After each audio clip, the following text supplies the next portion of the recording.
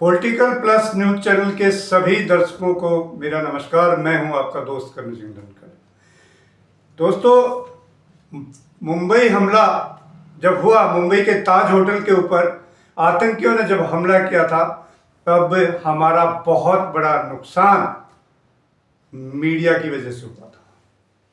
Media जैसे कि हमारे जो बचाव के लिए कमांडोज आ रहे थे, उनके हेलीकॉप्टर आ रहे थे, उनसे भी तेज भाग रहा था और मीडिया एक एक सेकंड की रिपोर्टिंग कर रहा था कि अब हेलीकॉप्टर यहां आ गए, अब दाईं तरफ से कमांडो उतर रहा है, अब वहां से ये हो रहा है। सब कुछ पूरा नुकसान इस मीडिया की, इस टीआरपी के भिखारियों की वजह से हुआ था, ज्यादातर नुकसान। और अब भी कुछ ऐसा ही चल रहा है। इस टीआरपी के चक्कर में क्या हालत होती है, ये एक वीडियो में आपको दिखा रहा हूं छोटा सा, फिर बात करते हैं आगे की।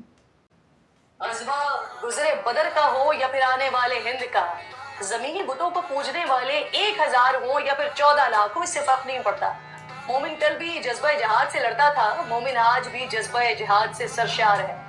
दुश्मन से लड़ने के लिए तैयार है, धूल चटाने के लिए बेकरार।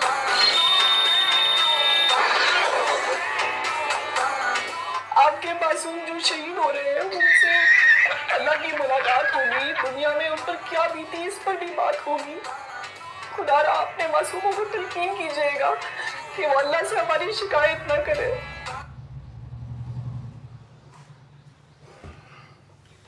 आप लोगों को बता दूं, रात भर ये दोस्तों ये युद्ध है, रात भर युद्ध चला है और दोनों तरफ से वार हो रही है। युद्ध में कभी भी दुश्मन को कमजोर नहीं मानना चाहिए। लगातार मैं ये तो नहीं कह सकता कि किस जगह पे कितने बम गिरे जैसे ये लोग बताते। हाँ, इतना कह सकता हूँ कि भारत की सेना को, भारत को कोई ऐसा बड़ा नुकसान रात पर नहीं है, और उस तरफ बहुत सारा काफ़ी नुकसान हुआ है। कराची में है, लाहौर में है, इस्लामाबाद में, हैदराबाद में, सब मतलब पूरे पाकिस्तान के अंदर काफ़ी नुकसान की रिपोर्टिंग है। अगर आपको पूरी ज़्यादा की इच्छा हो, ये भूख हो कि एक एक मिनट की हमारी सेना से भी आगे चलने वाले मीडिया की रिपोर्टिंग लेनी हो, तो वो मैं आपको दे सकता हूँ कि ये देखिए आप। खबरें एक साथ, अब तक क्या हुआ जानिए। खबर नंबर 1, अमेरिकी राष्ट्रपति की पाकिस्तान को सीधी चेतावनी, एशिया का माहौल ना बिगाड़े शहबाज शरीफ, ये डोनाल्ड ट्रंप कह रहे हैं। खबर नंबर 3, पेशावर में 12 धमाके हुए, पूरे शहर को खाली करवा दिया गया। शहबाज शरीफ के घर के करीब एक बहुत बड़ा धमाका हुआ, जो खबर मिल रही है। शहबाज शरीफ का पूरा परिवार बंकर में छिपा हुआ है। पाकिस्तानी जनता कहां जाए, सवाल ये। फैसलाबाद में पाक एयर डिफेंस सिस्टम पूरी तरह से तबाह हो गया। सरगोधा में भारतीय सेना की एयर स्ट्राइक सामने आई। काउंटर अटैक में पाकिस्तान के 4 फाइटर जेट्स को पूरी तरह से नेस्तनाबूद कर दिया गया।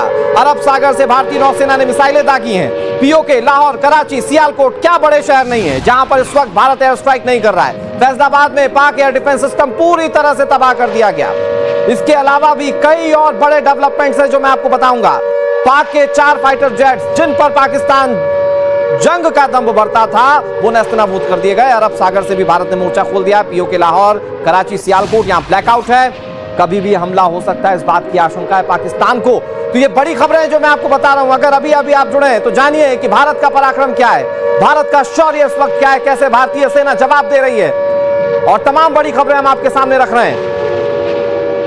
बहुत बड़ी ब्रेकिंग यह है कि तमाम बड़े शहरों पर इस वक्त भारतीय सेना डोमिनेट कर रही है। 4 मोर्चों पर पाकिस्तान बुरी तरह से गिर चुका है। ये 11वें नंबर की ब्रेकिंग।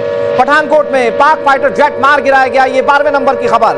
पाकिस्तान की 3 रेंजर पोस्ट पर बलूचों का हमला हुआ है। इमरान समर्थक जेल तोड़ने को तैयार है। वो कह रहे हैं इमरान खान को बाहर निकालो, तब आपका जंग में साथ देंगे। 15वीं खबर, कराची में तबाही तो मोबाइल नेटवर्क पूरी तरह से ध्वस्त हो गए। तो ये 15 बड़ी खबरें हैं। 16वें नंबर की खबर, अमेरिकी राष्ट्रपति ने पाकिस्तान को चेतावनी दी। डोनाल्ड ट्रंप एशिया का माहौल ना बिगाड़ने की बात शहबाज शरीफ से कह रहे हैं। एबटाबाद, जहां पर लादेन को मारा गया था, वहां पर भी भारत ने जवाबी कार्रवाई की। एबटाबाद वो जगह है जहां पर लादेन छिपा हुआ था, और बहावल नगर में पाकिस्तान का हैरो ड्रोन ध्वस्त हो चुका है। तो जनरल माथुर हमारे साथ लगातार जुड़े हुए। जनरल माथुर, ये 20 बड़ी खबरें आपको हमने बताई, हमारे दर्शकों को हमने बताई। सर, अभी इस वक्त जब मैं ये तमाम खबरें अपने दर्शकों को बता रहा हूं, आपका एनालिसिस क्या कहता है, क्योंकि अभी भी खबर ये आ रही है कि पीओके पर ये चैनल मतलब यहां तक की ब्रेकिंग न्यूज चला रहा था, ये नवभारत टाइम्स का टाइम्स नाउ जो चैनल है, कि जम्मू से हमारे फाइटर जेट उड़े हैं अभी अभी पाकिस्तान की तरफ। सोचिए कितनी खतरनाक ये खबर चला रहा है। क्या ये खबर पूरी दुनिया में नहीं जाती? इंटरनेट का जमाना है। वो फाइटर जेट वापस आ जाते तब खबर देता कि हमारे अभी गए थे और ये करके, तो कुछ समझ में भी आता। जम्मू से अभी अभी हमारे फाइटर जेट उठ रहे हैं, ब्रेकिंग न्यूज।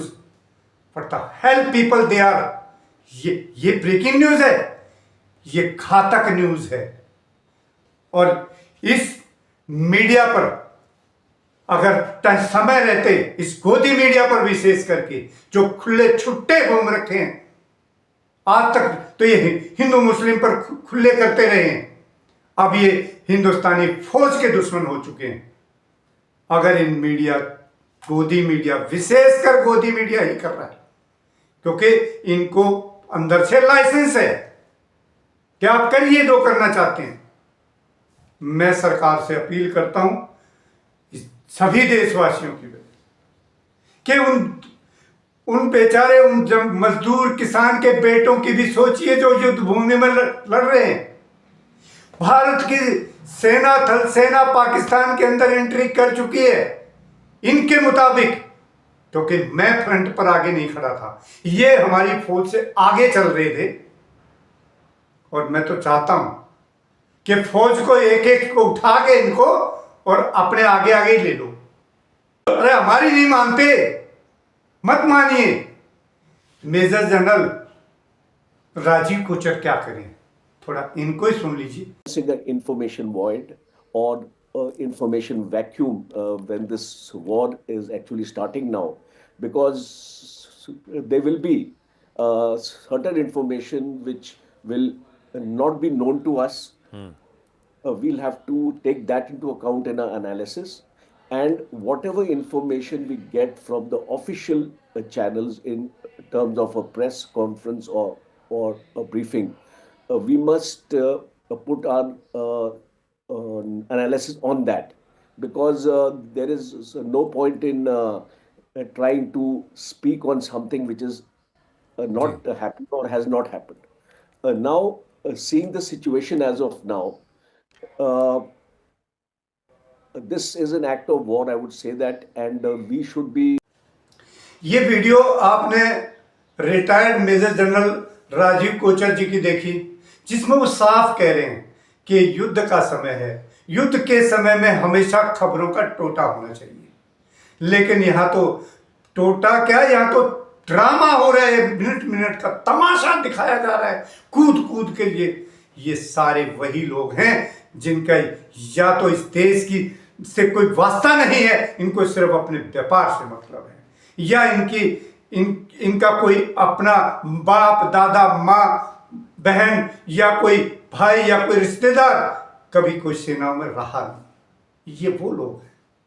जितने भी युद्ध उन्मादी हैं उनका सेनाओं से, सेनाओं के परिवार से कभी कोई वास्ता नहीं रहा, ये मैं दावे के साथ कह सकता हूं।